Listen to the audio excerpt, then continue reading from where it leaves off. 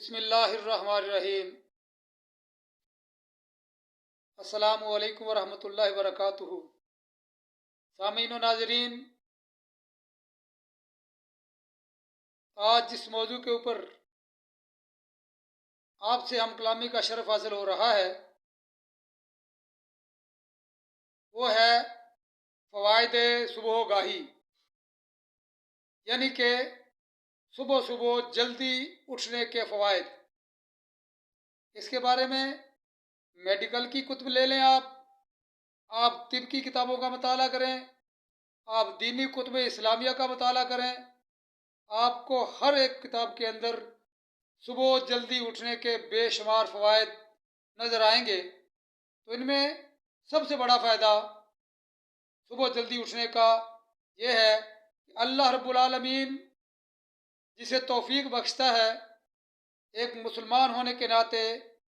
صبح جلدی اٹھے اور اللہ رب العالمین کی بارگاہ میں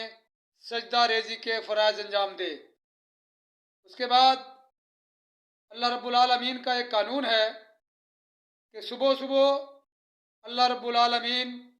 رزق تقسیم کرتا ہے، اور جو انسان جب اللہ رب العالمین رزق تقسیم کر رہا ہو وہ اپنی جھولی پھیلا کر کے مال کے کائنات سے رزق طلب نہ کرے تو گویا اس کے مقدر میں رزق کم ہوتا ہے، اس لیے وہ اٹھ کر کے اللہ رب العالمین سے رزق طلب نہیں کرتا۔ اس لیے فراخی رزق کے لیے،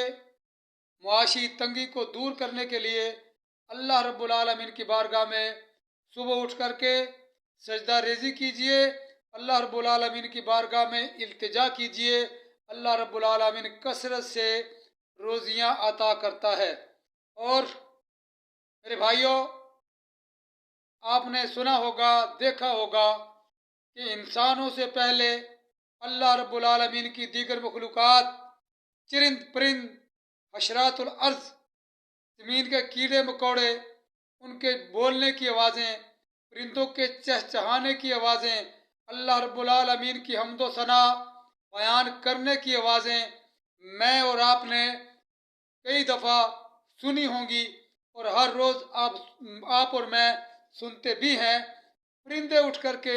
اللہ رب العالمین کی بارگاہ میں اس کی حمد و ثنا کرتے ہیں، تو انسان جسے اللہ رب العالمین نے اشرف المخلوقات بنایا ہے وہ کیوں نہ اٹھے اور اپنے رب کی بارگاہ میں سجدہ ریز ہو کر کے اللہ رب العالمین کی حمد و ثنا بیان کرے۔